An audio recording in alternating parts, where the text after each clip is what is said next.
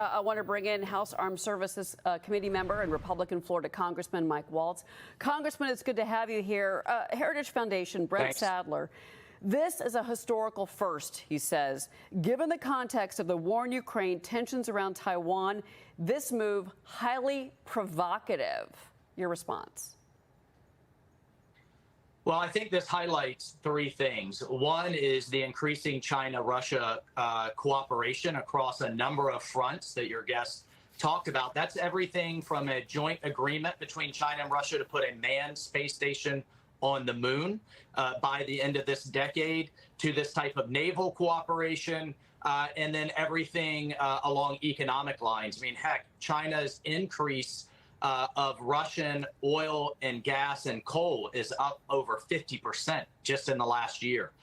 Number two, it highlights the fact that how unprepared, frankly, in many ways, our military has become. Yes, we scrambled 4 destroyers this time, but in a previous incursion, we could only scramble 1 Coast Guard cutter. Biden's defense budget has us retiring more ships than we're building. Meanwhile, China's on path to double the number of ships that we have in our Navy, and they already have the largest Navy in the world. And then finally, how important the Arctic is. There is, with the shrinking ice caps, there are all kinds of oil and gas unexplored areas being exposed, huge fisheries, and both China and Russia want to dominate the Arctic. Also, they want to dominate the sea lanes that are up there.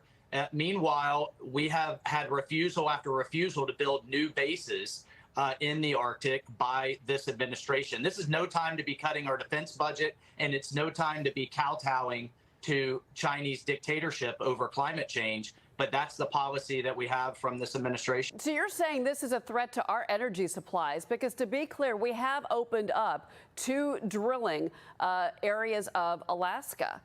I mean, this is really the threat you're saying. I mean, they are right off the coast of Alaska, the United States of America. Yeah, that's right. I've never seen them this but close.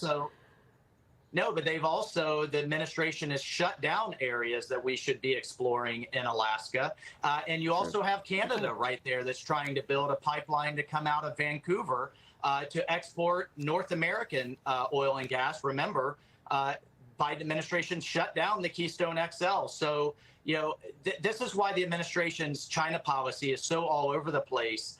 They're trying to appease China when it comes to climate, which means shutting down our greatest asset, which is our energy independence. Meanwhile, China is building ships at a rate of 5 to 1 more than we are, so that they can dominate those sea lanes and energy supplies. We've got to wake up to the Cold War that China has entered with the United States, and now it has a junior partner in Russia.